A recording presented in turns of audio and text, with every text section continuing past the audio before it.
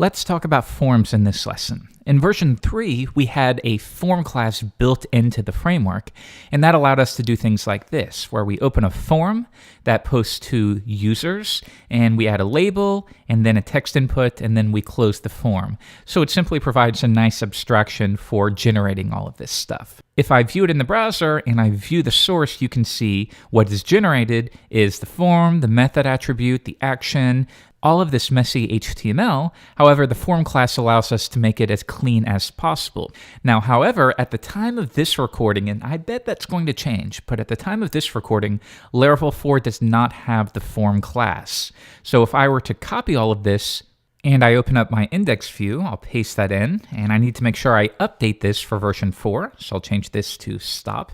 Now let's see what we get in the browser.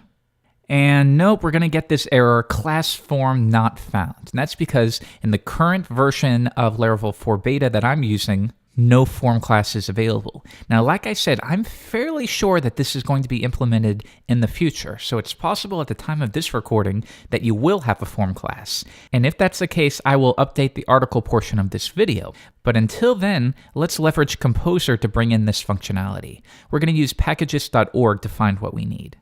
Now in this case, I happen to know what I'm looking for, but if you don't, why don't we maybe search for Laravel 3, and we can see, all right, here we go. We have Mido or Mado /HTML and /form. So we can see these are the ports of the original classes from version 3. Let's go ahead and pull that in. So we just need the dev master version. I'll copy that. And now I'm going to open up my composer.json file, and we're going to require that new package and update Composer.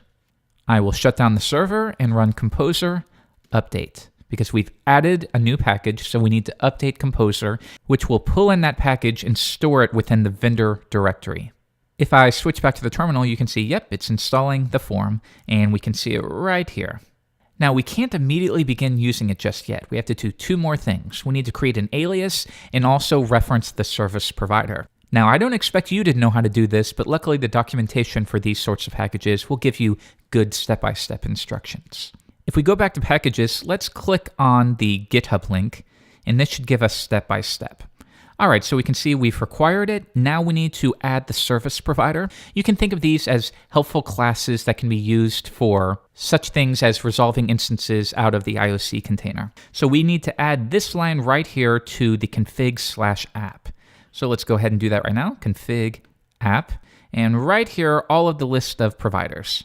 Now these will automatically be loaded by Laravel, so you don't need to do anything special there. The final thing we need to do is set up an alias. So think about it, when you use things like artisan or the auth class, all of those little helper classes that we use, well, those are actually aliases to the full namespace. And we need to do the same thing if we want to use form. So if I come back, you'll see they'll give us a little snippet right here that we can paste in. Let's do that right now. And we should be all set to go now. So let's close that out. I will boot up the server again. And now, if I reload the page, you can see, well, wait a minute, this looks a little odd.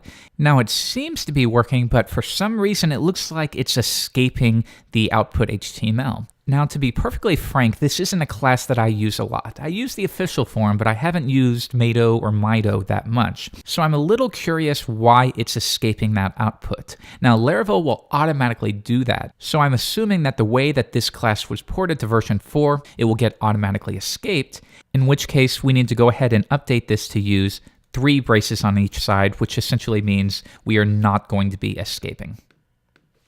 Let's go back and run it one more time, and now that seems to be working.